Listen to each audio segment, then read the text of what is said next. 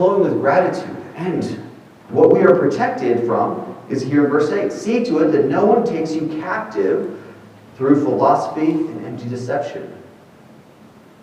So first of all, he says there is this captivity that we're all threatened with. This, I promise the picture will make a lot of sense here in a second. Where it's like we're on this chain gang here. We're all captured. That's the world. The world is captured. And we are all slaves to all kinds of things. Sin. What's that? Oh, sorry. It's really good artwork. I know. It looks just like that, right? I think you said slave to junk food. Oh. Me too. I can quit anytime I want to. Right? We are enslaved to sin if we're not in Christ. And he says, now that you're in Christ, there's another captivity you have to watch out for. See to it that no one takes you captive. This word is spoils of war almost, right? Which in their world, that was slavery. Like that was legit. Like you go off and you conquer a country. It'd be like us today. We go over, we invade Iraq, and we say, hey, we won this war. And now all of us in America have slaves that come from the war zone. Right? There's an Iraqi slave in your home. That would have been the way of the world in the first century. Right? So that's the word he's using here. Make sure that you are not the spoils of war of the enemy. That you are not captured and put as a slave in the home of the enemy. So there's a war. A war for our minds. A war for our faith. Now, have we been properly equipped to fight this war? Yes. Absolutely. Absolutely. Without a doubt. More than enough. It's as if you see arrayed against you a massive army. Oh wait, I gotta tell you. There's this, sorry, a little bit of a tangent here. There's this really funny, I don't know if it's a video game or whatever, but you see little videos of it online of these people setting up, and they have these things where you set up an army against another army, and they're like the most absurd armies fighting each other. And it gets to the absurdity of 100 Darth Vaders against 1,000 T-Rexes. Right? That's the kind of like video game. And then they fight, it's like, oh, Darth Vader won, right? It's the absurdities. You say, okay, 1 million World War II guys against one Star Trek starship or something crazy like that. Imagine, though, you have 1,000 soldiers arrayed against you. And they're wearing swords, and they have spears, and they have big shields.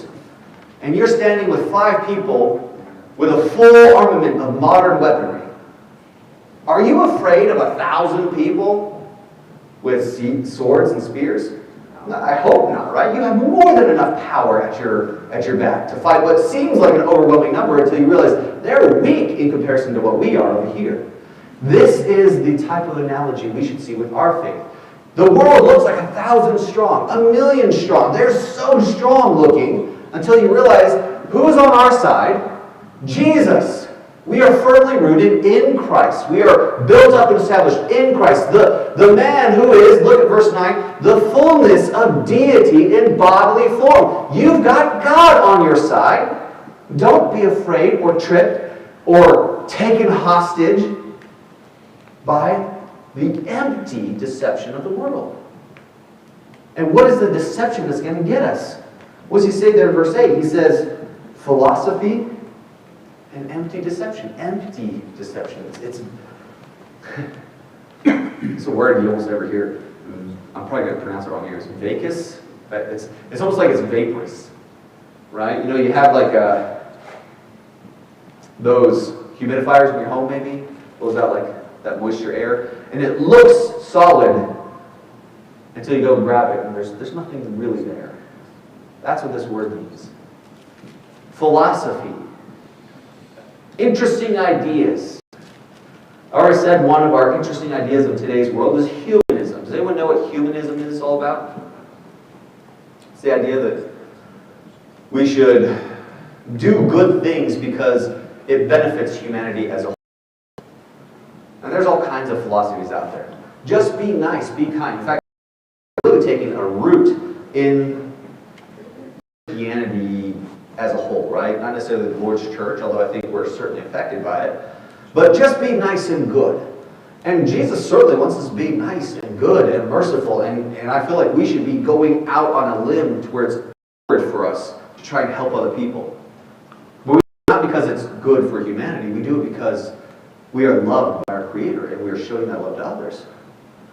But see, a philosophy can take over us. Danielle? Can I just ask a quick question? Yeah. So, is it just the motivation behind it? Because, I mean, you just said two things. I said two things. You're doing the same thing, right? In two different ideas, yeah? Right. So is it just the motivation behind it that justifies us doing it? Or because I am one of the people that does that? And yeah. So I question myself, like, is this, like, right, wrong? Like, I do it just because I love to do it? Because I sometimes No, that's a good question. I will say this. As Christians, there is a significant amount that can be said for why we're doing something. But also I would say why we're doing something is going to be seen in the actions, right? And ultimately, if all we're doing is doing good only because we think it helps other humans, there's going to be a limit to what we're willing to do. For one, I'm not going to do something that's going to get me killed or get me seriously hurt, right? Because I'm a human. I want to do good for me too, right? But if you're doing something for Jesus, are you willing to get hurt or even killed for that, if it benefits others?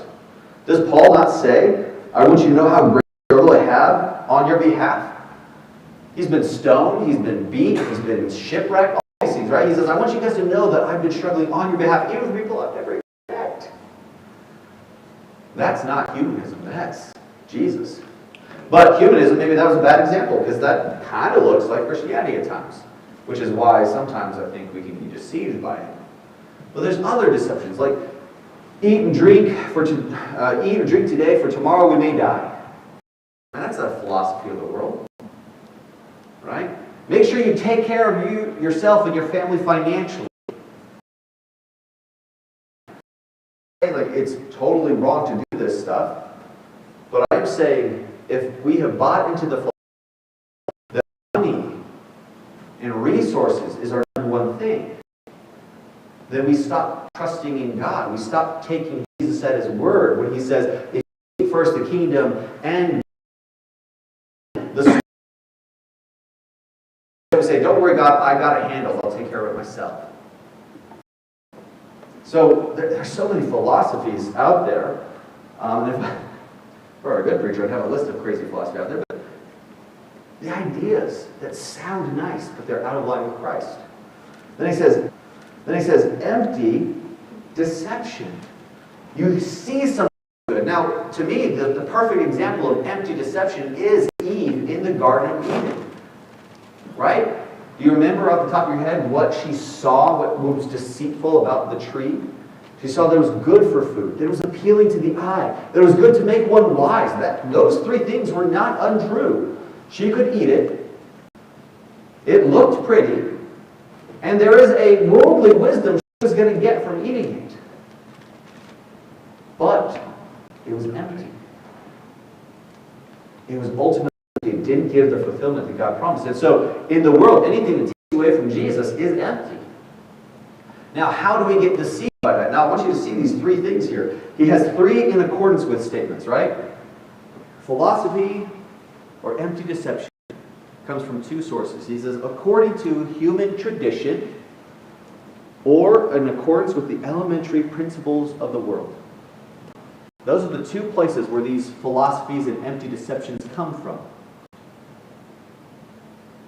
The opposition of that, the thing that is good, that will keep you firmly rooted in Christ, he says, rather than being in accordance with Christ. Right? So, I want to go back and visit what these things are. What does it mean in accordance with human tradition or accordance with the elementary principles of the world? To me, human tradition, especially as Paul writes these things, by then, the philosophies of Socrates, Aristotle, Plato, these guys, right? They would have been pretty popular. And who knows what the other philosophers were that were popular in those days? Or what ideas were popular? Tradition can seem like a good idea, and yet can lead us away from Jesus. We have friends in various Christianized belief systems that rely wholeheartedly on tradition. I remember speaking with a gentleman one time. He was a convert to the Catholic religion. I was talking to him, and he kind of looked at me, he's like, how on earth can you be right? The Catholic Church has been around for thousands of years. They've done these things for thousands of years. How can you know what's right? They have thousands of years of knowledge behind them. And I go back and I say, show me the priest who's 1,000 years old, who's been able to study that long, and I might listen to him a little bit better. But they're just looking at books and stuff like you and I can. And just because they've been doing it this way a long time doesn't make it right. That was literally the Pharisees were giving to Jesus. Why don't you wash your hands and do the traditions of the elders? Do you remember what Jesus' response was to them? What did Jesus tell them? He said, first of all, rightly did Isaiah prophesy of you hypocrites. In vain does this people worship me. Their worship is worthless. Why? Because you teach the precepts of man as if they were commands of God. So traditions can look good and appealing. We're just now about to enter the season of the year where we are rife with traditions, right? Trees and lights and decorations and stories. Like, I love listening to the same songs over and over and over every single year because of tradition. Right? Tradition can be really powerful, really convincing to us. And Paul says, don't let human tradition deceive you or give you a philosophy of Jesus. And he says, or according to the elementary principles of the world. It's almost like that word there is really kind of a twofold word. It means, like, literally, if you look at like the elements of the world, we would say like the periodic table of elements, like carbon and argon and whatever else my science teacher would be ashamed that I forgot about, right? Those elements. And their philosophy of the earth, fire, water, the basic building blocks. Don't be tricked by the basics, the ABCs of this world. The ABCs of feeding my appetite, doing what feels good to me, doing the stuff that resists Jesus, yet the world embraces wholeheartedly. Right? Don't be tricked by the elements of this world, the traditions of people. Instead, we are doing things according to Christ, he says there at the end of verse 8. In accordance with Christ. That's where we draw our strength. And why should we do this according to Christ? What does Christ have? Verse 9. For what? The fullness of deity dwells in bodily form in Christ. So that word fullness means the thing that fills up. Everything that is that thing. That's what that word means. You are full and complete. Jesus is fully, completely God in human form. Everything that makes God, God was seen in Jesus. His character, His spirit, His very nature. Now that doesn't take away from the humanity. He says in bodily form, right? But everything that the Father is, Christ is. And notice what he says there in verse 10, right? He says, and in Him you have complete. Maybe you have no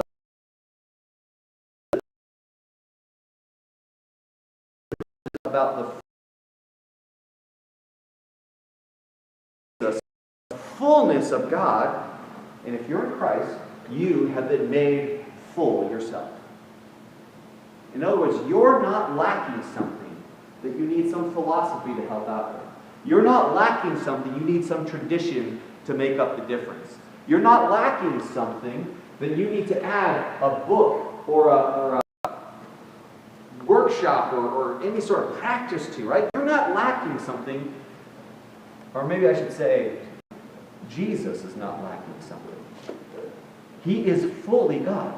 And so if we are living according to Christ, deeply rooted in Him, being built up and strengthened by Him, we are full, sufficient, because we have the supreme Jesus in us.